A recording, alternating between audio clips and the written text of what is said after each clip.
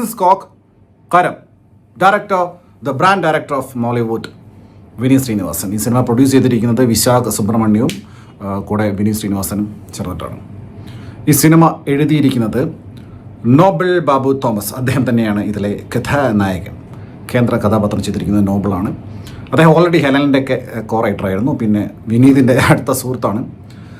സ്വാഭാവികമായിട്ടും അദ്ദേഹത്തെ നായകനാക്കി എടുത്ത സിനിമയാണ്. പിന്നെ ഇതിൽ അദ്ദേഹത്തെ അഭിനയത്തെക്കുറിച്ച് വിശദമായും പറയാം. കൂടാതെ ആക്ഷൻ കൊറിയോഗ്രാഫിയിലും പുള്ളി ഇതിൽ പരിപാടി എടുത്തിട്ടുണ്ട്. ഈ സിനിമയുടെ cinematography, director of photography Jomon T John. ഈ സിനിമയിൽ ആകെ എന്തെങ്കിലും ഒരു പോസിറ്റീവായിട്ട് പറയാനുണ്ടെങ്കിൽ ജോമോൻ ടി ജോണിൻ്റെ വർക്ക് മാത്രമാണ്.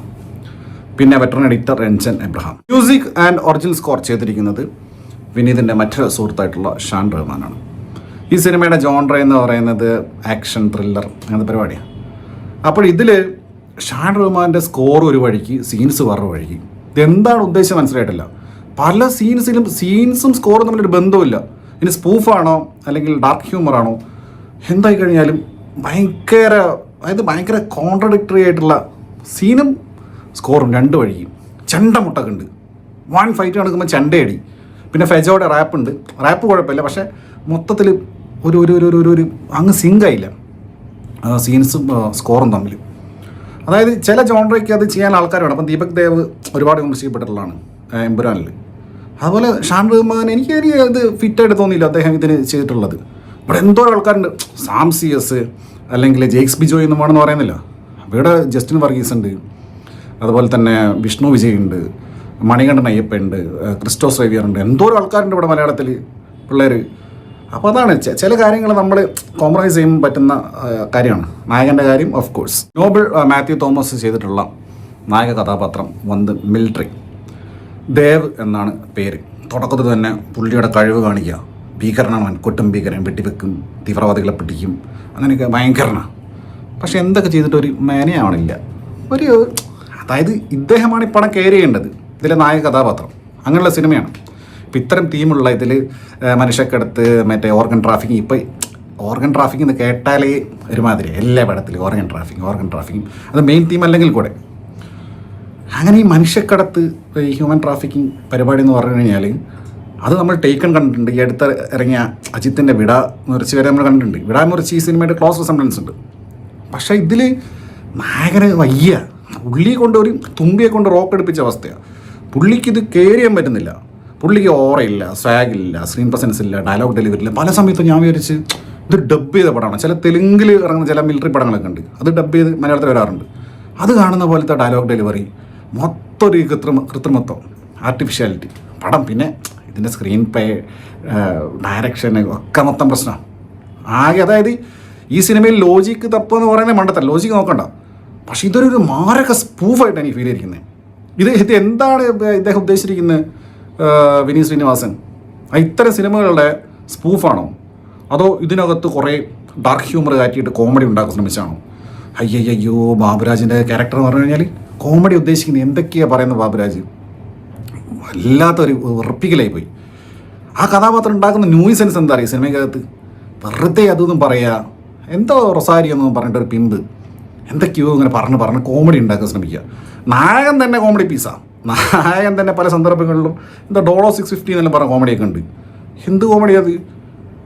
അങ്ങനെയാ. പിന്നെ മനോജ് കേജൻ്റെ ഒരു കഥാപാത്രം, എന്ന് വെച്ചാൽ ഇഹലോഹ കോമഡി പീസ്, ഭൂലോക കോമഡി പീസ്. എന്താ മാസ് കാണിക്കുകയാണോ? അത് ആ സ്പൂഫ് പോലെ എന്താ. എന്നിട്ട് അതിന് വെള്ളിയാഴ്ചയിൽ ശ്വേതാപേരയുടെ ഒരു കഥാപാത്രം, external affair minister of India. എന്നിട്ട് ശ്വേതാപേരനെ കാണാൻ പോകുന്നു മനോജ് കേജെ. എന്നിട്ട് മറ്റേ പപ്പുവും ഫിലോമിനയും കൂടെ ഉള്ളൊരു മീമുണ്ട്, നിങ്ങൾ കണ്ടാണ്. രണ്ടുപേരും ഇങ്ങനെ പ്രണയാതുരായിട്ട് ഇങ്ങനെ അവിചാരിതമായിട്ട് കണ്ടുമുട്ടിയിട്ട് ഇങ്ങനെ നോക്കുന്നത്. അതിനെയൊക്കെ ഓർമ്മിപ്പിക്കുന്ന തരത്തിലുള്ള സീൻസൊക്കെ. പക്ഷെ എൻ്റെ പൊന്നോ, മറ്റേ KGF രവീന ടണ്ടറെ ക്യാരക്ടർ പോലെയൊക്കെ ഉദ്ദേശിച്ചു. അത്രയും സാരിയൊക്കെ കൊടുത്തിട്ട് അങ്ങനെ മൊത്തം സ്പൂഫ് പരിപാടി. പറയാണെന്ന് വെച്ചാൽ കുറേ ഉണ്ട്. ഷാജോൻ്റെ കഥാപാത്രം കുഴപ്പമില്ല, പക്ഷെ എന്നാലും ഷാജോൻ്റെ ഒരു ഇതൊക്കെ മിമിക്രിയും. രജനീകാന്ത് കമൽഹാസൻ കോമഡി. ഈ പടത്തിൽ എന്താണെന്ന് വെച്ച് കഴിഞ്ഞാൽ എന്തൊക്കെ എഴുതി വെച്ച് വിനീത് ഒരു ജോണറെ മാറ്റി പിടിച്ച് ഒരു ആക്ഷൻ കുറച്ച് പാക്ഡ് പരിപാടി ചെയ്യാൻ നോക്കി. പക്ഷേ വട്ടത്തിനും നീളത്തിനും പരിപാടി ഒത്തില്ല. അതിനിടയ്ക്ക് ക്രിഞ്ച് അതായത് ഫാമിലി ഡ്രാമ, കുറേ ഫാമിലി, ബ്രോക്കൺ ഫാമിലി, അങ്ങനെയൊക്കെ. നായകൻ്റെ പാസ്റ്റ് അതൊന്നും ഒരുപാടില്ല. ഈ സിനിമയുടെ ലെങ്ത് മാത്രം ഭയങ്കര നല്ലതായിരുന്നു. കാരണം 2.25 മണിക്കൂർ. പിന്നെ ഇത് മനങ്കൽട്ടായിട്ട് കാണുകയാണെങ്കിൽ പെട്ടെന്ന് തീരും.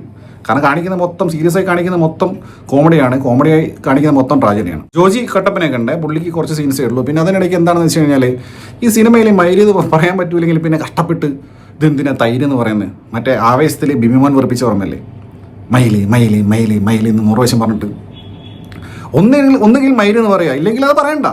ആർക്കിപ്പം നിർബന്ധം? ഇതിൽ അതിലും കൂടാതെ പിന്നെ പറയാ മൈ റേ എന്ന് പറഞ്ഞാൽ മറ്റേ പ്രകാശം അതിന് എക്സ്പ്ലനേഷനൊക്കെ ബാബുരാജിൻ്റെ. എന്തിനെങ്ങനെ ഇതിൻ്റെ ആവശ്യം എന്താ? നല്ലൊരു വൃത്തിക്ക് ആക്ഷൻ പടം വെച്ച് എടുക്കുക, അല്ലെ മരുന്ന് പറയണ മരുന്ന് പറയാം. That's all. ഇനിയാണ് കഥ ആരംഭിക്കുന്നത്. സന്ന ആൻഡ്രേ മരിയൻ ചെയ്ത കഥാപാത്രം അവർ വലിയ കുഴപ്പമില്ലാതെ ആറ്റിറ്റ്യൂഡ് കൂടി ചെയ്തിട്ടുണ്ട്. പക്ഷേ ഇതുപോലത്തെ ഒരു ക്രിഞ്ച് കഥാപാത്രം ഈ സനയും ദേവും, എൻ്റെ പൊന്ന് ക്രിഞ്ചസ്യ, ഒരുമാതിരി കാണുമ്പോൾ തന്നെ ഇങ്ങനെ തൊലിയുരിഞ്ഞു പോകുന്ന കൈൻഡ് ഓഫ് എന്താ ചെയ്തു വെച്ചിരിക്കുന്നത്. ഒന്നാമതായിട്ട് ഈ സന എന്ന് പറഞ്ഞ പേര് കേട്ട് കഴിഞ്ഞാൽ ബിഗ് ബോസ് കണ്ടുള്ള മലയാളികൾക്കറിയാം. മറ്റേ അനിയൻ മിഥുൻ്റെ തള്ളിവിട്ട സാധനം ഉണ്ടല്ലോ, മറ്റേ മിലിറ്ററി കേസ് നാലാട്ടം പിടിച്ചത്. അപ്പോൾ ആ ഒരു പേര് തന്നെ വിനീത് ഇതിനിട്ടെന്ന് എനിക്ക് മനസ്സിലായിട്ടില്ല. അതാണ് ചോദിച്ചത്, സ്പൂഫാണ് വിനീത് ഉദ്ദേശിച്ചത്. എന്തിനിവിടെ എന്തോരം പേരുണ്ട് ഇവിടെ ഇടാൻ, മുസ്ലിം ഗേൾസിന് ഇടാൻ സന എന്നുള്ള പേര് മാത്രമേ ഉള്ളൂ. എന്നിട്ട് ആദ്യം ഇട്ട് വെച്ചേക്കുന്നു. കുറച്ച് നമ്മളൊരു അറിയണ്ടേ നാട്ടിൽ നടക്കുന്ന കാര്യം ഇത് എഴുതുന്ന സമയത്ത്. സത്യം പറയുകയെന്ന് വെച്ചാൽ മിഥുൻ്റെ കഥ is far better than this story of Sana and Dev. പക്ഷെ എൻ്റെ പൊന്നോ, ഇതിൽ ഒരു ഇൻറ്റിമേറ്റ് കിസ്സിങ് സീനൊക്കെ ഉണ്ട്. അതൊക്കെ ഭയങ്കര kissing scene is good, always good, കാണാനും നല്ല രസമാണ്. പക്ഷേ എന്താണ് അത് പ്ലേസ് ചെയ്യുമ്പോഴും നമുക്കൊരു ക്രിഞ്ച് ഫീൽ ചെയ്യാതെ അയ്യേ എന്ന് തോന്നിപ്പിക്കാതെ വേണ്ടേ. ഇത് ഫോഴ്സ്ഡ് ആയിട്ട് ഇപ്പോൾ ഇംഗ്ലീഷ് സിനിമയിലെ കാണുന്ന പോലെയുള്ളൊരു സീന ഉദ്ദേശിച്ചേ. പക്ഷേ അത് എന്തൊരു ഫോഴ്സ്ഡ് ആയിരുന്നു.